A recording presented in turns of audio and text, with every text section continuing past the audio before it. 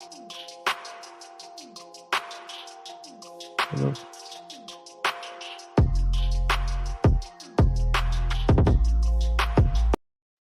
Hello, hello, hello. How's everyone doing today? So my apologies, guys. I am not feeling well.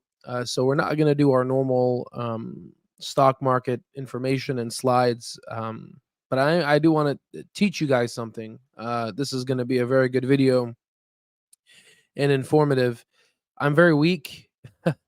My significant other brought COVID home from the hospital, and yeah, I got this new strain of COVID, and it's kicking my ass, guys. I mean, this sucks. This sucks, man. This thing's hitting me hard, and it is. I just took medication right now, so I have some energy. So I just wanted to go ahead and share with you guys this. So, what you see in this diagram is you see like a pink line, and you see a price line. No, I appreciate it, Ken. I appreciate it. Appreciate it.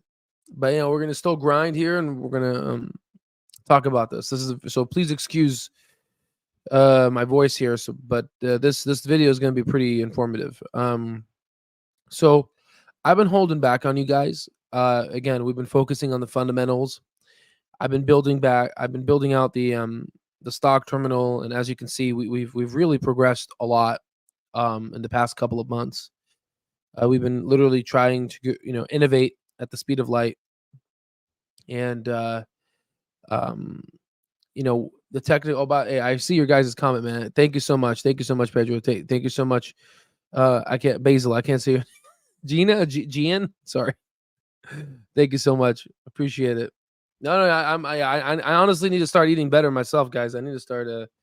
So yeah, this is definitely a wake up call. I shouldn't get this hit hard by COVID, but yeah, it's I'm taking Gatorade and a bunch of stuff here, so hopefully taking Vicks up my nose, and yeah. Thank you, Danny. I appreciate it. I appreciate you guys. It means a lot. So, have you ever heard of a circadian rhythm? So, you know how when you guys wake up and go to sleep, everyone has a cycle. There's a menstrual cycle. There's a sleep cycle. There's a planetary revolving cycle, right? 365 days in a cycle. Well, in the great economic crisis that we've had, the Great Depression in 1929, President Hoover wanted to figure out a way to determine how could a crash like this happen. And an economist came up with a theory of economic cycles. And it was refuted a lot by chief economists. And interestingly, I have seen and found a lot of hedge funds and institutional investors use this data, which again, for folks that are doctors that are watching this video, we've been trained similarly, I hope, to the younger docs. We're evidence based, so we follow up to date and we follow guidelines, right? That's how we practice medicine. So if somebody gets healthcare, in the southern states of Arizona, the healthcare theoretically should be the same in the north. Interestingly, this you wouldn't think a chief economist whose information has been refuted, hedge funds will use it.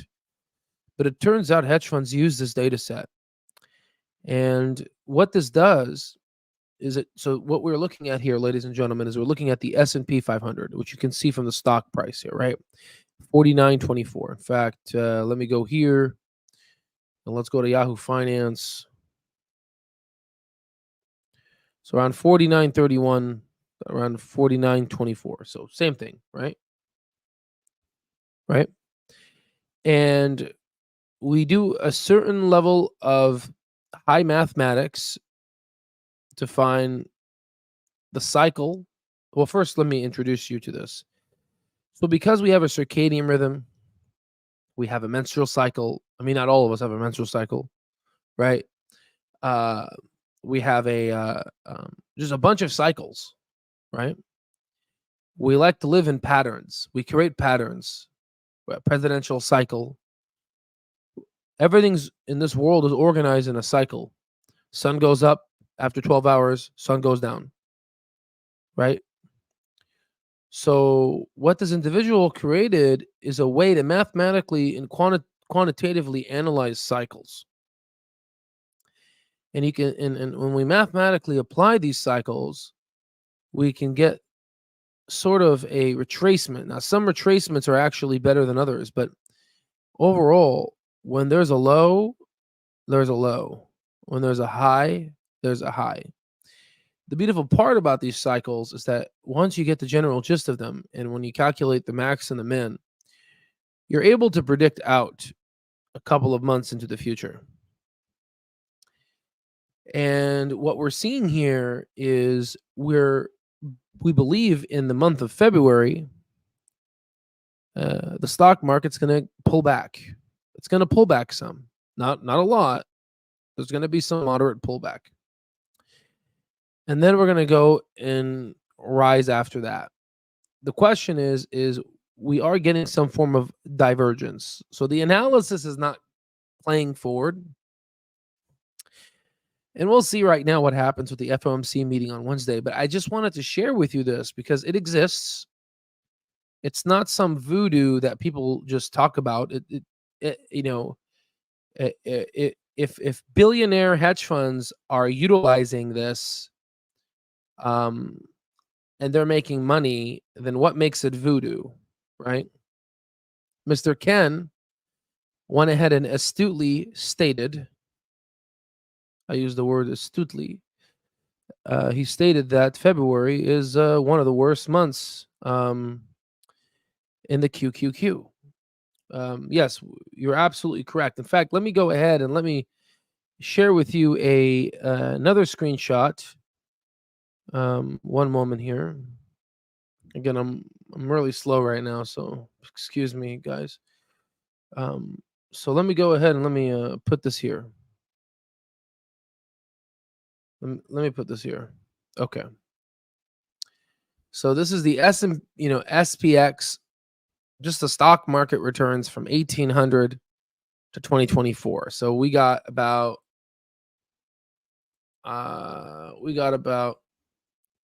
224 years of data here.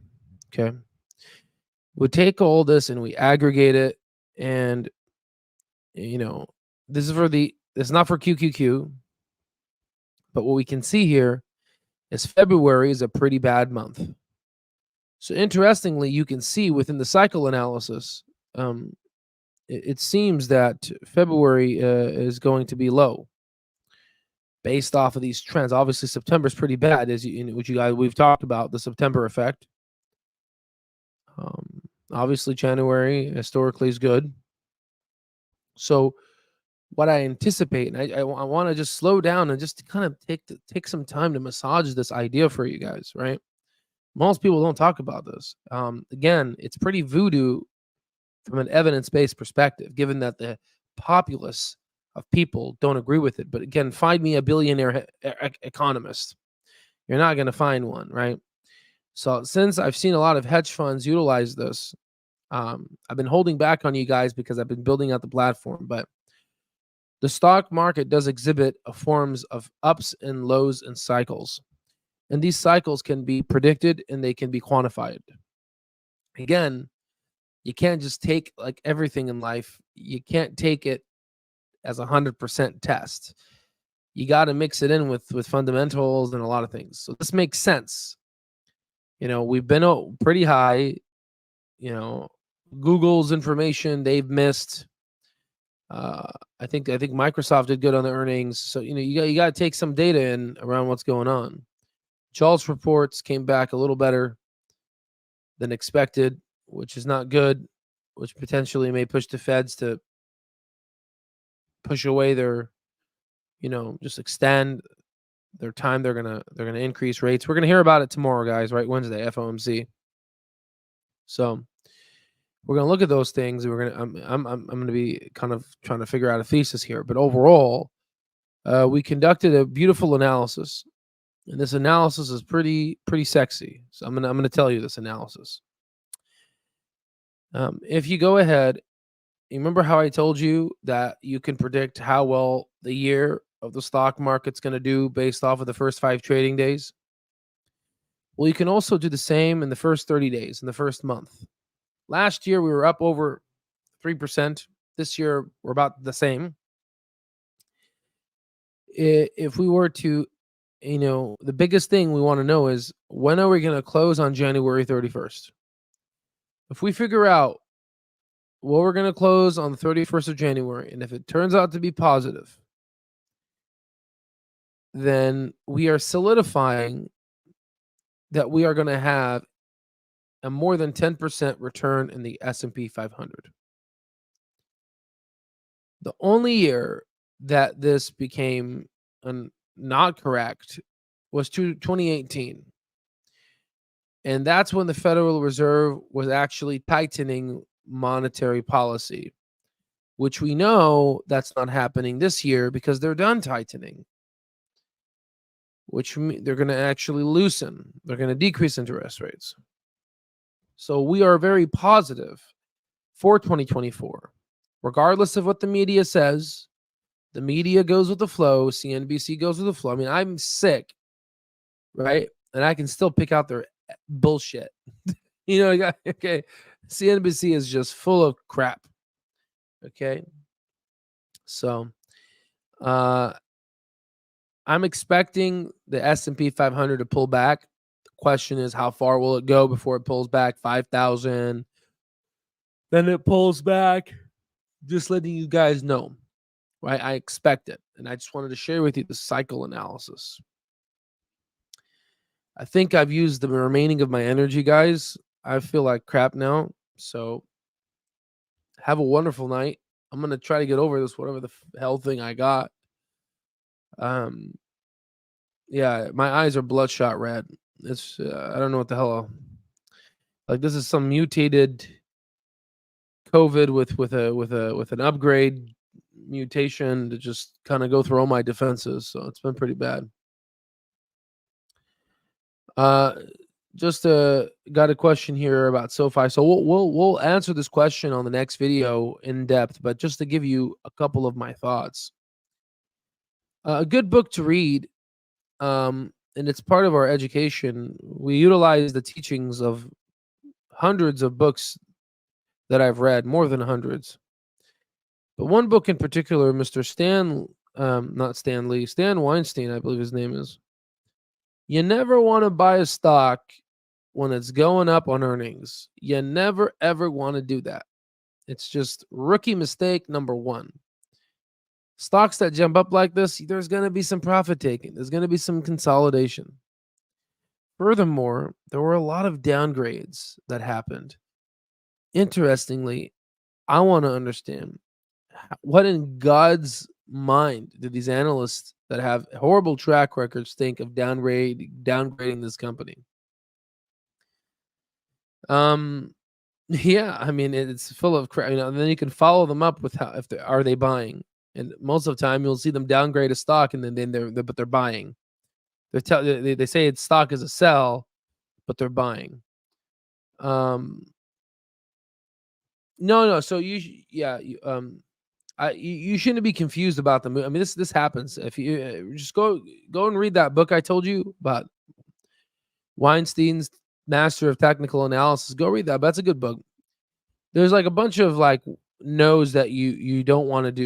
You know, when a stock goes up like this, you are gonna see some. You are going to see some decreases. The question now is, you got to look at the technical analysis and all these things. Utilize the stock terminal to figure out kind of when will be a good, because you can do this. You could do this two ways. You can have a long-term vision of SoFi, and you can have a short-term day trade, swing trade position of SoFi. Neither way is wrong or right. I mean, I personally think long-term is better. You'll make more money and then save less taxes. But you can have two separate trading accounts, one for long-term, one for short-term, and that's what I do. And I like to have fun with these trades. When I see something undervalued and I know it's not, Like if this thing goes to 7, I'm gonna have. I don't think I don't. Let me put. I don't think it should, but let's say if it does, I'm gonna take advantage of that, right? Um, so that's right there. And you think it's connected to February pullback, or was it just a short term? I don't know. Yeah, I don't. All I know is the earnings was great. So maybe it just overextended a little bit. That's what maybe could have happened. Yeah, I saw the downgrades. I didn't know if they had that much impact. Well, I mean, there are going to be some retail investors that are going to believe it, and it's shame on them. I mean, they need to do their homework.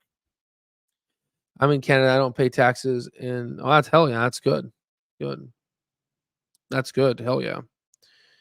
Yeah, no, we have a lot of Canadians, surprisingly, that are in our stock terminal, and now I know why. I guess they have this little perk.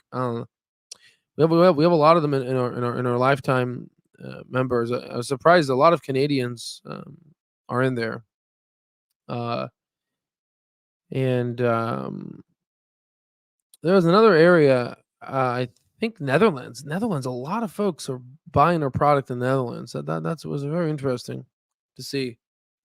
Maybe they have the same thing over there too.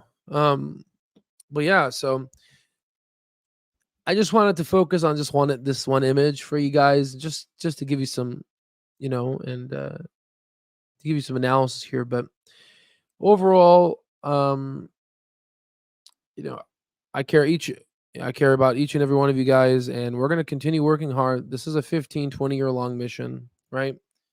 There's a lot of corruption, a lot of crap.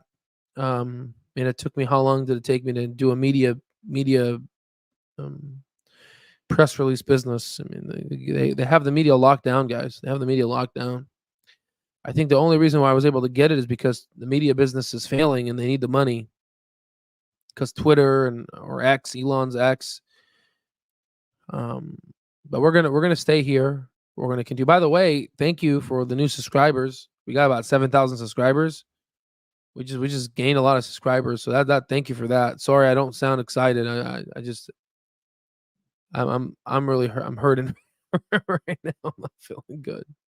So thank you so much, guys. And yeah, we're just gonna continue what we're doing.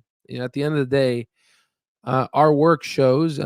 One stock we called out is SMCI on the stock terminal. We had it on our watch list. I can show you a blurred out vision of it so you can see, and it's up over 60%. So our work. We do our homework, and that's what we do, guys. So that I like to. It's like a puzzle for me, and I like to figure out the puzzle. So let me get better, and we'll get back to our normal scheduling. But I just wanted to share with you this analysis here because I think if you can walk away with this, then I've added another piece of information to your life. So, and that's the goal. It's always every video just to add something, just to add one little piece every day. So, all right, folks. God bless each and every one of you. I'll see you on the next one.